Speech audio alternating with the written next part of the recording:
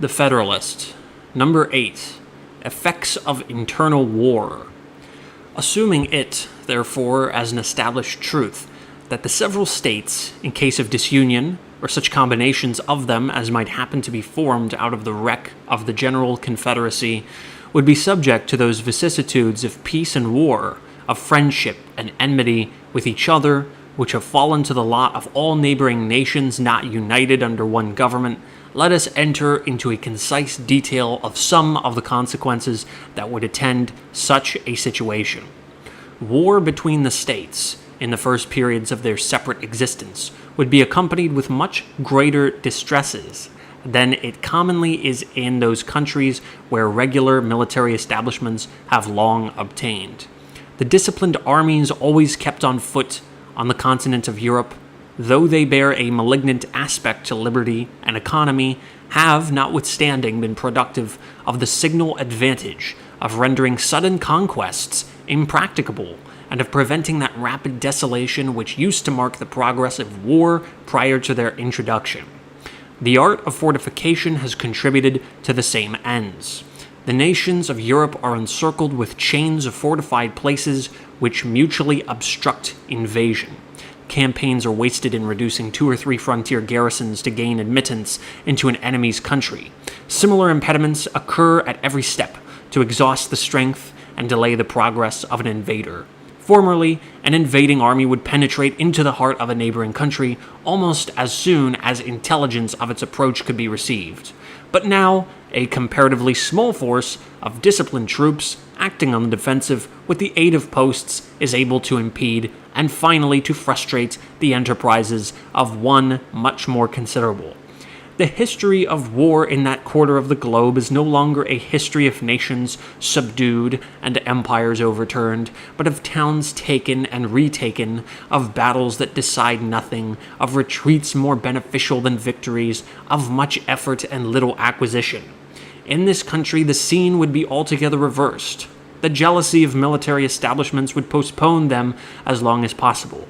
The want of fortifications, leaving the frontiers of one state open to another, would facilitate inroads. The populous states would, with little difficulty, overrun their less populous neighbors. Conquests would be as easy to be made as difficult to be retained. War, therefore, would be desultory and predatory. Plunder and devastation ever march in the train of irregulars.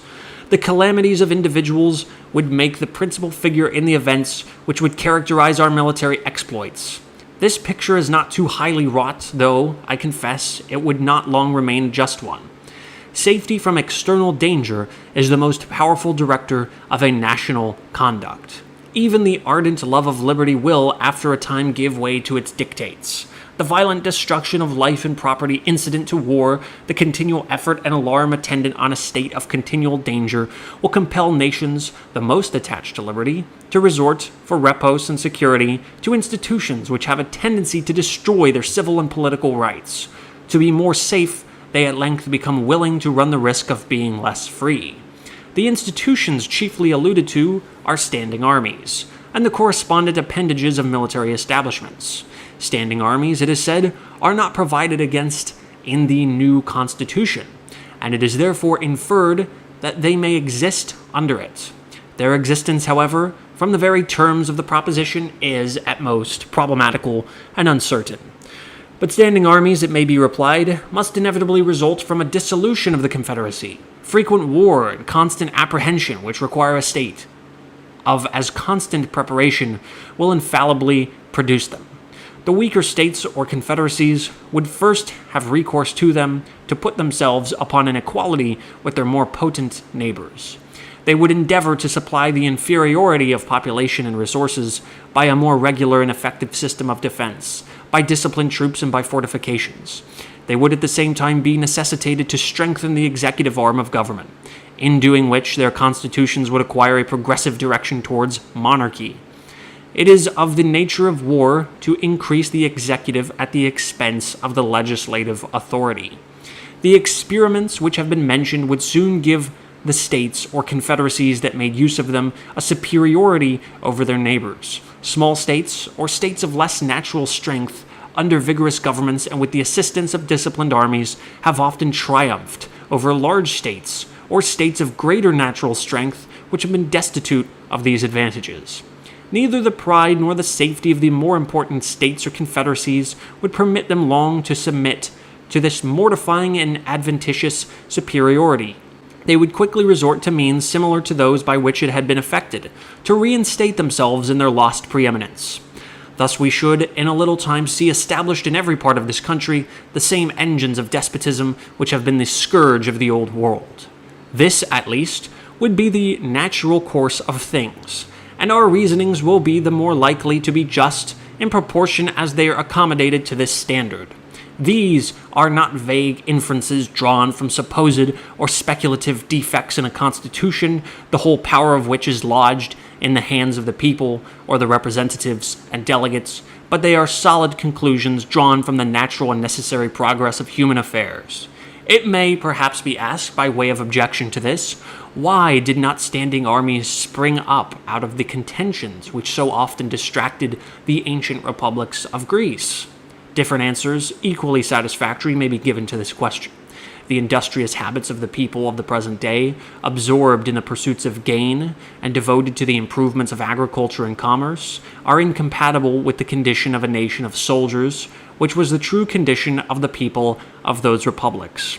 The means of revenue, which have been so greatly multiplied by the increase of gold and silver, and of the arts of industry and the science of finance, which is the offspring of modern times, concurring with the habits of nations, have produced an entire revolution in the system of war, and have rendered disciplined armies, distinct from the body of the citizens, the inseparable companion of frequent hostility.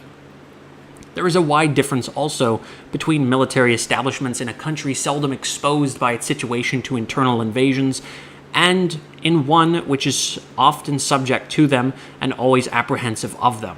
The rulers of the former can have no good pretext, if they are even so inclined, to keep on foot armies so numerous as must of necessity be maintained in the latter.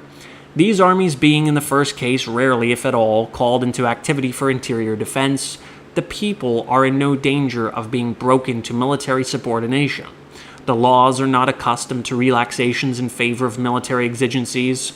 The civil state remains in full vigor, neither corrupted nor confounded with the principles or propensities of the other state. The smallness of the army renders the natural strength of the community an overmatch for it, and the citizens, not habituated to look up to the military power for protection or to submit to its oppressions, neither love nor fear the soldiery. They view them with a spirit of jealous acquiescence in a necessary evil, and stand ready to resist a power which they suppose may be exerted to the prejudice of their rights. The army, under such circumstances, may usefully aid the magistrate to suppress a small faction or an occasional mob or insurrection, but it will be unable to enforce encroachments against the united efforts of the great body of the people. In a country in the predicament last described, the contrary of all this happens. The perpetual menacings of danger oblige the government to be always prepared to repel it. Its armies must be numerous enough for instant defense. The continual necessity for their services enhances the importance of the soldier and proportionably degrades the condition of the citizen. The military state becomes elevated above the civil. The inhabitants of territories often the theater of war are unavoidably subjected to frequent infringements on their rights, which serve to weaken their sense of those rights, and by degrees the people are brought to consider the soldiery not only as their protectors, but as their superiors. The transition from this disposition to that of considering them as masters is neither remote nor difficult, but it is very difficult to prevail upon a people under such impressions, to make a bold or effectual resistance to usurpations supported by the military power. The kingdom of Great Britain falls within the first description. An insular situation and a powerful marine, guarding it in a great measure against the possibility of foreign invasion, supersede the necessity of a numerous army within the kingdom. A sufficient force to make head against a sudden descent, till the militia could have time to rally in a body, is all that has been deemed requisite. No motive of national policy is demanded, nor would public opinion have tolerated a larger number of troops upon its domestic establishments. There has been, for a long time past, little room for the operation of the other causes which have been enumerated as the consequences of internal war. This peculiar felicity of situation has, in a great degree, contributed to preserve the liberty which that country to this day enjoys, in spite of the prevalent venality and corruption. If, on the contrary, Britain had been situated on the continent, and had been compelled, as she would have been by that situation, to make her military establishments at home coextensive with those of the other great powers of Europe, she, like them, would in all probability be at this day a victim to the absolute power of a single man.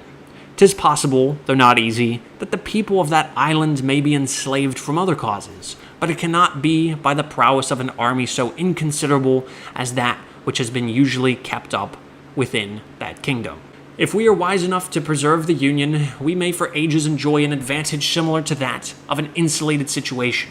Europe is at a great distance from us. Her colonies in our vicinity will be likely to continue too much disproportioned in strength to be able to give us any dangerous annoyance.